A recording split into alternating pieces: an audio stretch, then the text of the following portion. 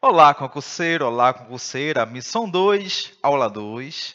A última missão foi bacana, a gente viajou bastante. Viajamos pela África, pela Ásia, finalmente chegamos à América do Sul, ao Brasil e agora vamos dar ênfase a Pernambuco. É uma estratégia também interessante. Sempre trabalhar a história local linkada com a história do Brasil e a história mundial. Isso facilita muito a tua compreensão, não só para estudar para a PMPE, mas também PM Bahia, trazer conhecimentos básicos para atualidades, quando a PM Ceará sair. Então, eu penso não só na PMPE, tá? Eu também te ajudo em outros concursos. Mas agora vamos trabalhar nessa missão, a Capitania de Pernambuco. Vamos recordar um pouquinho da missão 1. Eu falei expansão marítima, certo? O que é expansão marítima? A busca de riquezas. Muito bem. Essa expansão marítima, os países que vão empreender são países europeus. Então você tem Portugal, pioneiro, em seguida quem? A Espanha. Que territórios serão explorados inicialmente? A Ásia, porque você tem especiarias com aquele lucro exorbitante, mas a África também será explorada. Em 1492, buscando uma nova rota para o Oriente, você tem Colombo, 1492, chegando à América Central. É quando entra aqui, olha, a América. Essa América que vai ser dividida pelo Tratado de Tordesilhas. O Tratado de Tordesilhas é considerado o primeiro acordo diplomático envolvendo a Espanha e Portugal, que teve a ajuda da Igreja Católica. Eles assinaram um acordo anteriormente, chamada Bula Interceptora, mas como trazia mais vantagens para os espanhóis, de repente Portugal não aceitou. Para evitar esse atrito envolvendo Espanha e Portugal, a Igreja Católica intermediou e tivemos aqui o Tratado de Tordesilhas. Cabral chega à América Portuguesa em 1500. A chegada de Cabral à América Portuguesa, o que é hoje o Brasil, vamos usar agora a expressão período pré-colonial. Se liga que a UPE, no último edital, assim como o edital também de 2016, edital 2016, edital 2018, a UPE colocou como sinônimo período pré-colonial, período pré-histórico. Vamos lá. A rigor, pré-história, da origem dos homens até a invenção da escrita, ok? Beleza.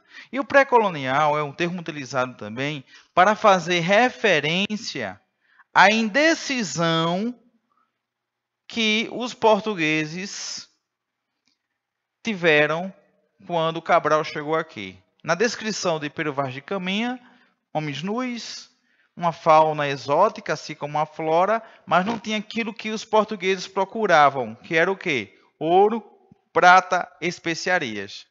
E, obviamente, o período pré-colonial de 1500 a 1531. Por que 1531, professor? Porque vamos ter a chegada de Martim Afonso de Souza. Martim Afonso é tido como o primeiro colonizador. Ele recebe a missão para encontrar alguma coisa para explorar nessas terras. E, obviamente, é o próprio Martim que vai dar a sugestão ao rei de criar o modelo, o sistema de capitanias hereditárias. Mas nesse intervalo de 1500 a 1531, o território do atual Pernambuco já é explorado, sim.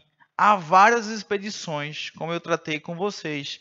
A expedição Gaspar Lemos, você vai ter também expedições como Cristóvão Jacques, obviamente a extração do pau-brasil, naquela lógica, o pau-brasil que é explorado na lógica do escambo. O que é o escambo? A troca de serviço por produtos, e esse escambo também vem acompanhado de estanco.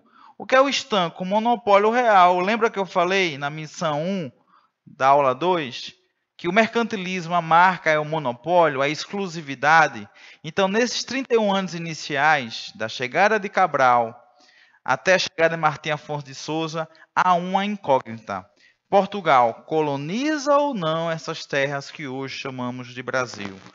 E a capitania de Pernambuco vai ter uma sistematização na exploração a partir de quando? a partir da solução trazida por Martim Afonso de Souza. Portugal já estava em crise. Havia uma crise financeira na coroa portuguesa. Portugal estava sem condições de bancar, custear a colonização, que é um investimento muito alto. E Portugal, sem condições, vai buscar uma saída, uma solução mais barata, que é a criação de capitanias hereditárias. Nos slides iniciais, vocês vão ver justamente esse resumão que eu coloquei aqui para vocês. Tá? Esse período pré-colonial, Martim Afonso de Souza e, obviamente, a extração do pau-brasil. É interessante que Martim Afonso de Souza e essa experiência de modelo, esse modelo de capitanias, essa experiência com as capitanias já existia, tá? Essa experiência na Ilha da Madeira. Na Ilha da Madeira também Portugal encontrou esse meio. O modelo de capitania seria mais ou menos aquilo que chamamos hoje de parceria público-privado.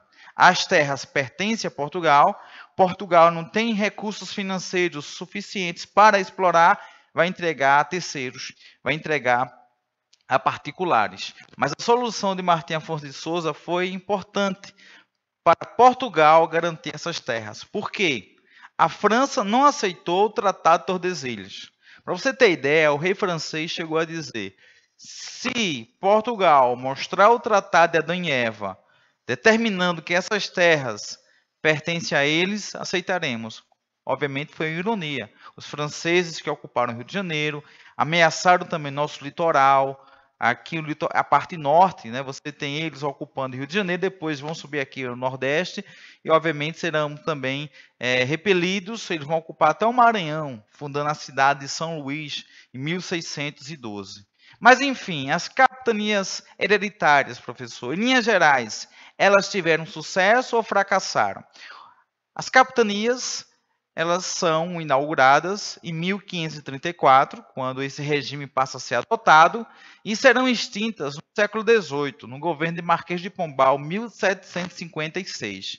Em linhas gerais, elas fracassaram do ponto de vista da eficiência, do retorno que a coroa poderia trazer. Obviamente que eu não posso dizer que foi um fracasso geral, porque qual era o objetivo? Garantir essas terras para Portugal. E os portugueses ficaram com essas terras. Até a independência, você tem Portugal tendo domínio, com dificuldades, mas conseguiram.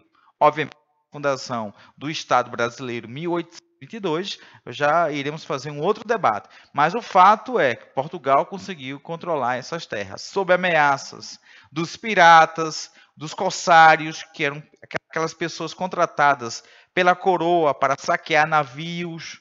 Os portugueses conseguiram, com todas essas dificuldades, ter controle dessas terras. Até porque, em 1549, vai surgir o governo geral. O governo geral vai dar apoio a essas capitanias. Se ligar, as capitanias são criadas em 1534. Em seguida, você tem a criação do governo geral, que não vai extinguir as capitanias. O governo geral seria uma espécie de vice-rei. Esse vice-rei que teria um poder muito forte aqui na colônia. E a primeira capital foi justamente Salvador. Então, o governo geral dava suporte, provedor-mor, capitão-mor, ouvidor-mor. Então, esse suporte nas finanças, na justiça, inclusive, quando foi criado o governo geral, o capitão donatário aqui de Pernambuco, Duarte Coelho, ele não gostou muito, porque aí teve algumas limitações em termos de ações, e isso também vai justificar a sua ida à Europa em 1553. E isso vamos ver agora nessa aula, ok?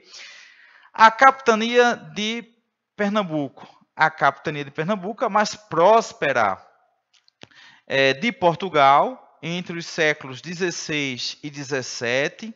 Obviamente que vamos trazer para vocês os elementos econômicos, porque está no edital, no último edital, falando sobre economia açucareira. Vamos tratar uma aula sobre isso. Tá? Então, isso torna Pernambuco a capitania mais próspera, mas não podemos negar a eficiência administrativa de Duarte Coelho. Então, a capitania de Pernambuco, no contexto do século XV, século XVI, século XV, Lembra que eu falei da última aula? Ou na última missão? Você tem a colonização, os portugueses colonizando a África, a Ásia e chegando à América. E no século XVI, essa indefinição, até que em 1534 surge a capitania de Pernambuco, sob a administração de Duarte Coelho. Pernambuco, que tem uma tradição agrícola muito forte até hoje. Se você pegar dados atuais sobre exportação, as atividades agrícolas, destacando o Vale do Rio São Francisco, a produção de uvas, maçã, melancia e, obviamente, a cana-de-açúcar na zona da mata. Só que na época, Pernambuco também faturou e gerou muito lucro para os traficantes, para o Estado, a questão do tráfico negreiro. Então, basicamente, Pernambuco vai ter sua economia sustentada pelas atividades agrícolas e a utilização da mão de obra escrava. Escravidão, que é um tema recorrente. O edital, o último edital, 2018, veio cercado com a temática africana, que eu sou apaixonado, né? Quando eu falo em África, escravidão, resistência, deixa comigo que a gente vai trabalhar fortemente esse tema. O grosso, a densidade, a espinha dorsal do último edital foi a temática africana, a temática escravidão. Tá? Dando sequência, olha só a imagem, famosa imagem, né, conhecida, você já viu em todos os livros de história aí na internet, nos grupos no WhatsApp, as capitanias hereditárias, esses 15 lotes de terras distribuídos entre aqueles que vão ser os donatários, os responsáveis. Obviamente que não é entregar totalmente as terras a eles, porque elas continuam pertencendo à coroa portuguesa. É uma espécie de parceria. Agora, o professor, por que esse modelo fracassou? O que seria hoje o Ceará, a capitania do Maranhão, a capitania do Rio Grande, a capitania de Ilhéus, Porto Seguro? Porque, primeiro, muitos dos donatários, aqueles que receberam a terra, geralmente eram fidalgos, homens ricos, eles não vieram para cá. Isso era, beleza, um lote de terras ali no Brasil, eu vou nada, eu estou aqui de boa, né? Porque havia também uma mentalidade, e o Renascimento reforçou isso, que os europeus eram superiores. E, obviamente, seria mais ou menos assim. Você ganha um lote de terra lá no interior da região amazônica, você morando aqui em Pernambuco. E há relatos que essas terras, há grupos próximos que praticam canibalismo. Você vai para a região amazônica com esse risco de ser tragado, de ser morto aí por essa tribo. E, obviamente, se hoje com informações já temos, ainda continuamos com estereótipos, estigmas em relação aos índios, imaginemos no século XVI. Então, nesse contexto, a gente traz para você essa percepção de que o fracasso, um dos motivos é desinteresse dos capitães donatários. Eles disseram, não vou para aquelas terras. Além disso, algumas terras, algumas áreas, alguns lotes, eles não tinham assim riqueza para você explorar de imediato. Então isso também justificou o fracasso. E obviamente o conflito entre europeus e aqueles grupos locais também justificam. Por exemplo, na Paraíba, o que é hoje a Paraíba, a capitania pegando ali, né, Barra de Itamaracá, Rio Grande, havia uma grande dificuldade de ocupar essas terras, devido à agressividade dos grupos que ali existiam. E a nossa capitania de Pernambuco, veja aí, capitania de Pernambuco, Duarte Coelho, o limite aí do Tratado de Tordesilhas. Mas por que, professor, deu certo aqui? Porque essa experiência duartina deu certo. Primeiro, Duarte Coelho era um homem muito sério. Então, e veja que se você pegar a biografia de Duarte Coelho, eu vou colocar material extra, a biografia de Duarte Coelho, ele faturou muito, enriqueceu muito com as viagens feitas para a África e para a Ásia. Ele poderia muito bem, após acumular essas riquezas, ficar lá em Lisboa, curtir a vida de boa. Mas ele aceitou esse desafio, veio para esse território que hoje chamamos de Pernambuco, que na época Duarte Coelho vai dar o nome de Nova Lusitânia, com uma eficiência administrativa, buscando também negociar com os grupos locais e, obviamente, tendo essa visão estratégica de explorar as terras através da produção da cana. Então, o que leva a Pernambuco a ter sucesso é a excelência na administração e também, obviamente, a questão da exploração dessas terras. Pernambuco se torna o principal produtor de açúcar entre os séculos 16 e 17. A capitania mais próspera, ou seja, a história do Brasil começa aqui, meu povo. Pernambuco aí muito forte na economia, muito forte também na política. Olha só, um resumão sobre o capitão Duarte Coelho. Capitania, primeiro nome que recebe Nova Lusitânia, Lusitânia Luso, Luso referência aí a Portugal. Dois documentos homologavam a relação entre Duarte Coelho e o rei. O primeiro documento, chamado de Carta de Foral, deixa eu apagar aqui, essa Carta de Foral era justamente que tratava dos direitos e deveres. Por exemplo, se Duarte Coelho encontrasse uma riqueza, ou digamos, metais preciosos, claro que ele não encontrou, só um exemplo. Uma parte ia para a coroa, uma outra parte ficava com ele, geralmente 20%. E, obviamente, esses documentos, essas duas cartas, a de foral, que tratava dos direitos e deveres, e a doação, que era justamente o repasse dessas terras, muitos dos capitães não respeitaram. E, obviamente, em algum momento você vai ter a tensão entre Duarte Coelho e o rei. Esse momento, quando há a criação do governo geral. Porque o capitão, se de repente tivesse algum crime, ele tinha poder aí de fazer o julgamento. Com a chegada do governo geral, esse poder vai ser limitado. E isso vai gerar tensão entre Duarte Coelho e o rei Dom João III. Então, doação, repasse, foral, direitos e deveres. E o próprio capitão donatário também poderia fazer o quê? Repassar terras através da sesmaria. Então, o capitão Duarte Coelho, com essa excelência administrativa, os documentos mostram como ele era bastante sério, e na última prova, PMPE 2018, caiu uma questão falando sobre isso, sobre a experiência administrativa de Duarte Coelho e, obviamente, a relação que ele tinha com os grupos locais, buscando negociar. Claro, nem todos os grupos ajudaram Duarte Coelho, mas ele conseguiu puxar uma parte do grupo e, obviamente, chegando ao litoral de Pernambuco, você vai ter embates com os caetés, tabajaras, mas ele consegue negociar com alguns grupos aqui em Pernambuco. Dando sequência, eis aí a imagem de Duarte Coelho, que é a capa, né, da nossa aula 2. É um trabalho interessante, que eu até vou colocar depois para vocês. Essa biografia, o Diário de Pernambuco fez um especial com personagens da história de Pernambuco, e depois eu coloco o link para você ir acessar. Quando eu falo, vamos voltar, né? Aí você tem ali a bandeira, né, Cruz Maltina, que obviamente, sim, pessoal, gostaria de trabalhar também essa imagem aí da esposa dele.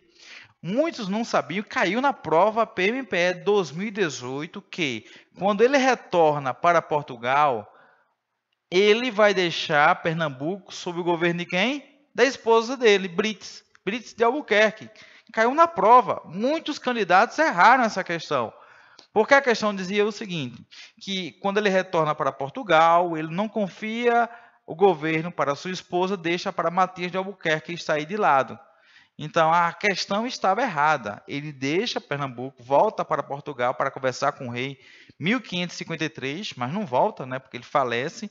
Ele estava aguardando uma reunião, uma audiência com o rei. Deixa Pernambuco sob a tutela da esposa dele e do seu cunhado, Jerônimo de Albuquerque. Então você tem esse dado curioso, uma imagem interessante para a gente avaliar e reforçar essa questão que caiu na prova PMPE 2018. Olha só, Duarte Coelho, militar português, enriqueceu com os negócios na África, na Ásia, através das especiarias. Eu disse a vocês que o lugar mais desejado que os europeus queriam chegar era justamente as Índias, porque era nesse lugar que você poderia encontrar objetos com preço menor. Esses produtos eles não existiam na Europa, logo você vai ter esse preço exorbitante. Seria mais ou menos o que acontece hoje, só que hoje é o contrário, percebeu? Você visita, tipo, as lojas... Não, a Riachuelo. Visita a Riachuelo. Aí você vai perceber os objetos. E veja de onde aqueles objetos, aqueles produtos são feitos. De onde eles vêm, né? Da China.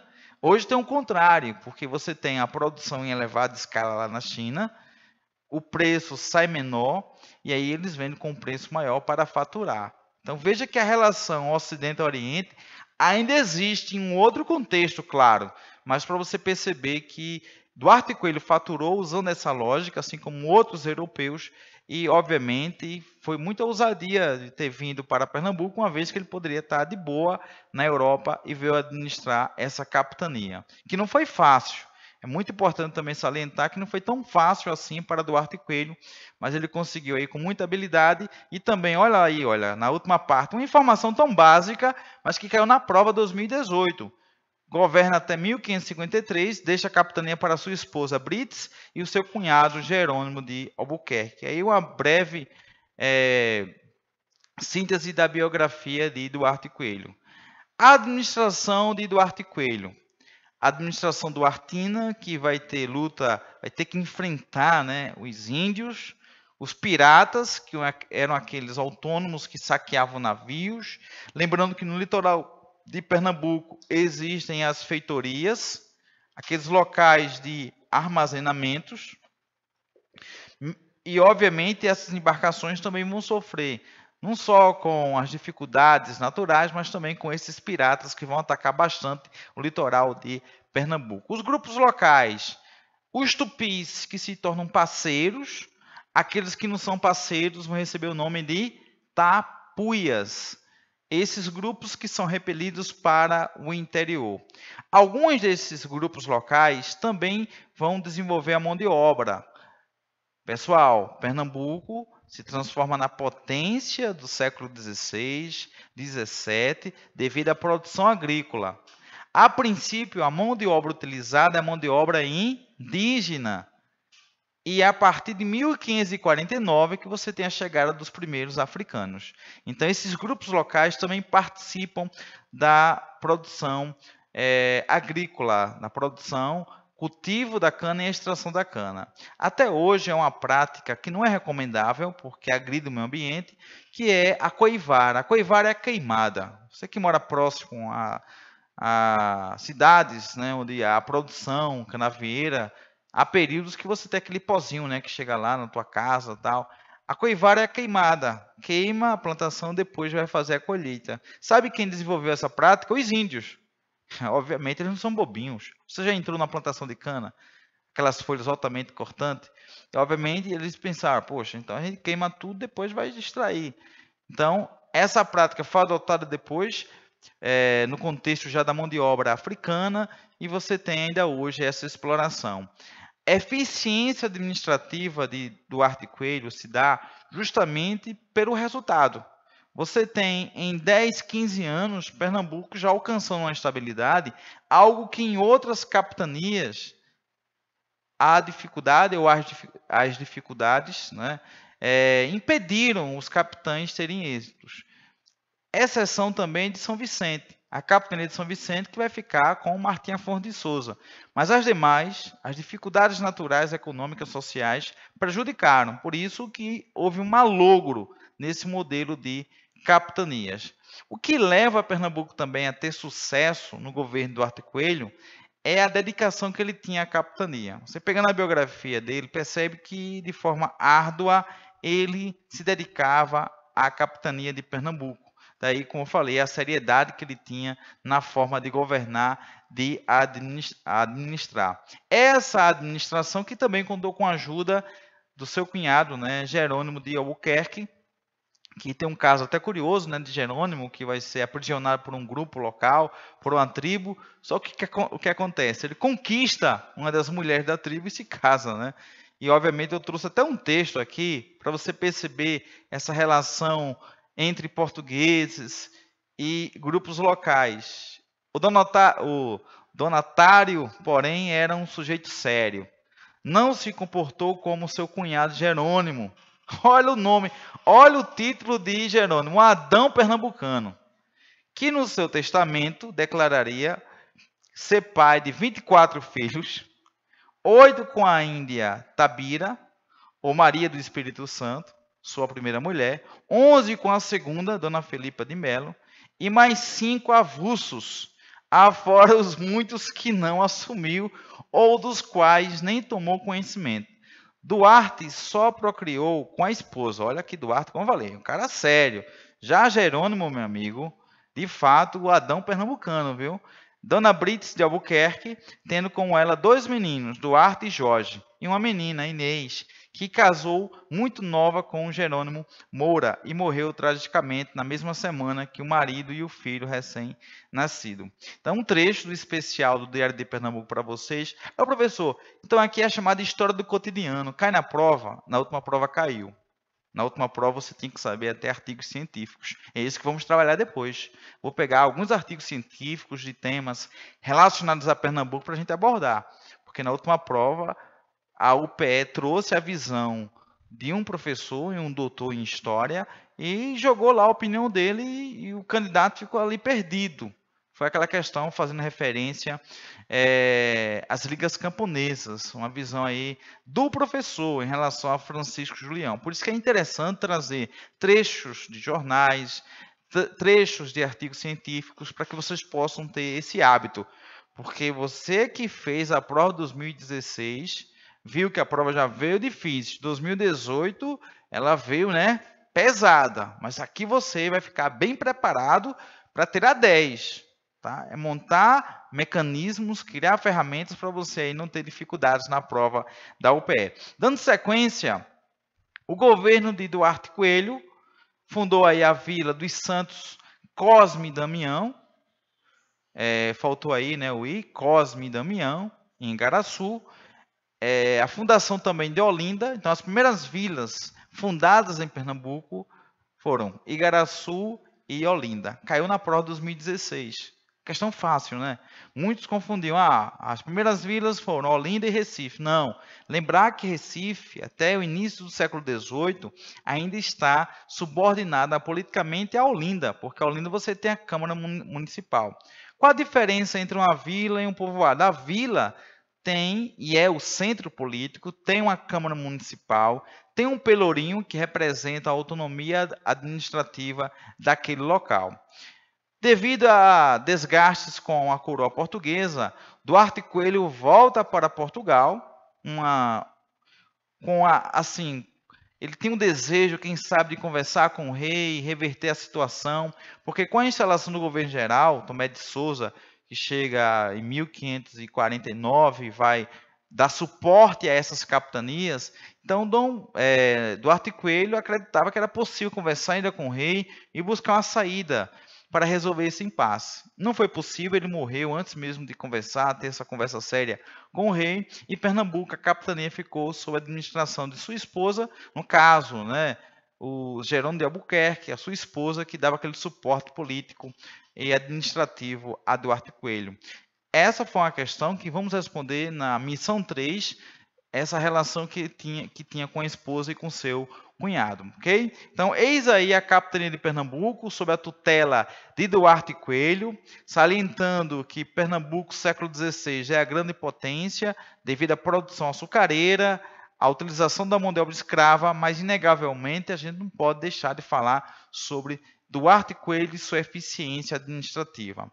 Se ligar que no edital, o nosso conteúdo programático, vamos trabalhar a capitania de Pernambuco, a sua formação, foi essa missão.